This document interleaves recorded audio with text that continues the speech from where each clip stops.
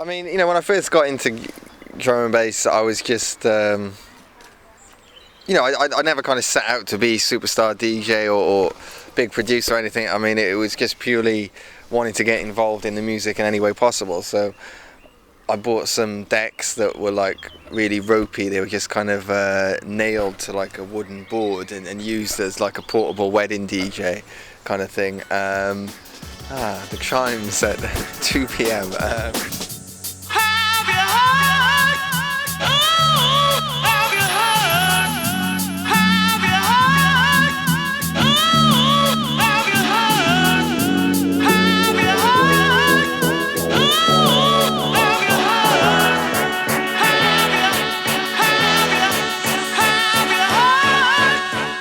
I really had no kind of major interest in music until I was about 17. I mean, growing up in a house full of 50s rock and roll being played all the time by my dad, that kind of drove me away from music a bit. I mean, I had piano lessons for a few years, but I wasn't really into the pieces I was playing, so I switched to the keyboard, and got the Casio keyboard while I'm playing the chords and things, and doing, Beatles tunes and Sinatra standards kind of thing, and I enjoyed that, and the chords element kind of clicked with me and it stayed with me, and that was always kind of in the back of my head, and now it's quite useful as I am a musician of sorts, being able to play chords and things like that.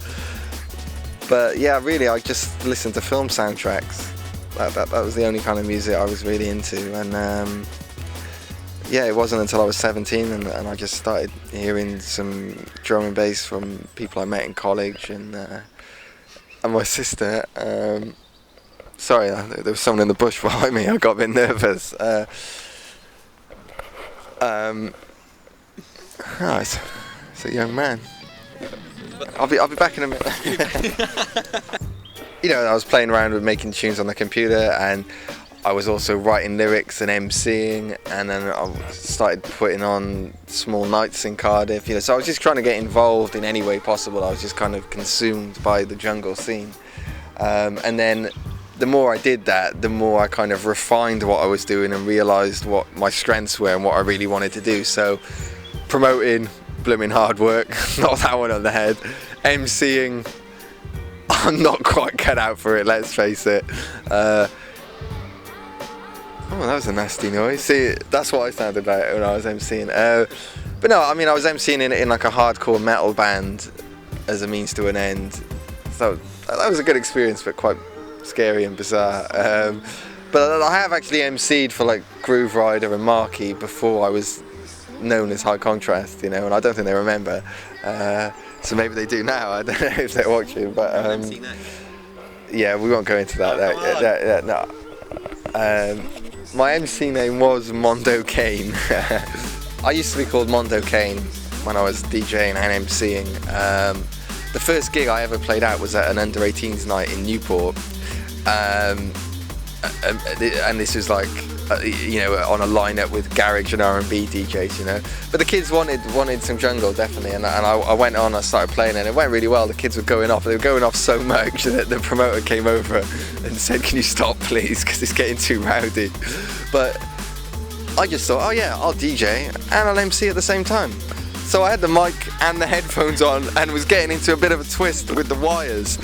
So I've never really tried that subsequently. I started it out, it worked for that night, but I kind of realised, no, I'll just stick to playing the records,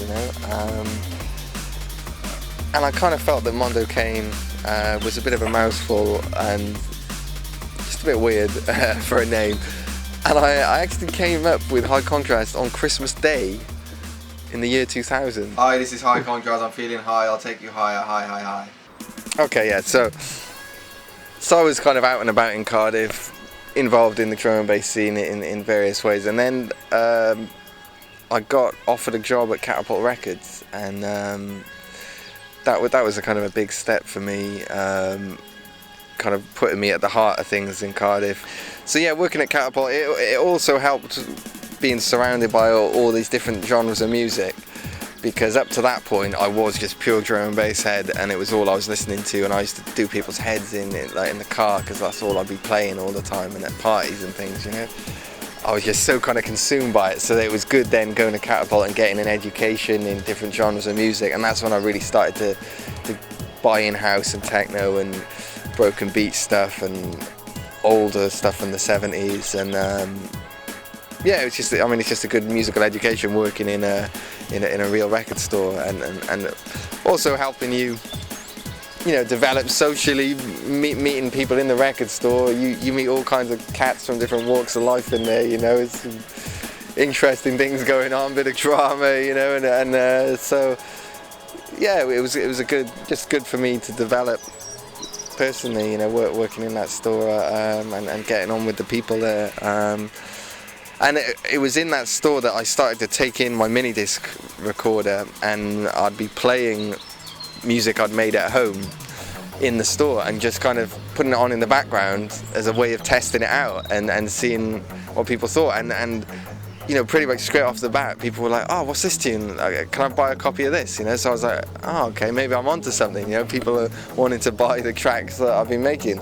So that was like the first kind of sense that I could go somewhere with this professionally. And then I was DJing in the Welsh club in Cardiff at the Silent Running night, and I started off at the bottom of the flyer and started to work my way up to the top of the flyer over about 2-year kind of period, and I was playing out my tunes there, and they were going down well there. So I started giving tracks out to people. Really, the first people I approached were London Electricity with Hospital Records when they came down to play at the Welsh club, and we just immediately hit it off, and just kind of meeting in minds, we were just in tune with the same sound.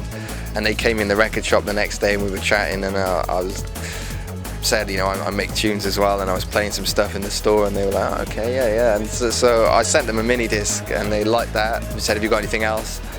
The next thing I sent them, then I had a phone call from Tony saying that they wanted to sign me for an album. I mean, I guess it's quite rare to have such a kind of easy route into the music industry, you know, but they were pretty much the first guys I approached, and it just all kind of, I don't know, it just all lined up, you know. It's just one of those things, mutually beneficial situation, you know. They were kind of wanting to branch out with Hospital and sign new people, and I guess I had the right sound at that time, so yeah, it's been a pleasure ever since. So, I mean, 3 albums later from signing with Hospital in 2001, we're now at 2009, and it just kind of seemed like the right number of albums to draw a line under and bring out like a compilation best of the work so far. You know, with one disc of tracks from the album, but I also thought it was really important to get a disc of the remixes, because there's been so many remixes over the years and on so many different labels that a lot of people, you know, newer fans today, they might not know about the older tracks, and they're kind of scattered across time and space a bit, so to get them all in one place at one time seemed like a good idea. Yeah, I just really kind of wanted to draw a line under what I'd done so far, and so I didn't just want to come with another album after doing the previous 3. I kind of wanted this little kind of line drawing, so that the next album then will hopefully be something quite different, and the first real taste of that is on this High Contrast Confidential album, the 7 Notes in Black track. That's kind of where my head where my head is at the moment, and just trying to push the sound a bit and break out what I'm doing. So yeah, I'm not retiring. I'm feeling quite energized and recharged to come with the next album. So this is High Contrast signing off. Check out High Contrast Confidential in all good record shops soon.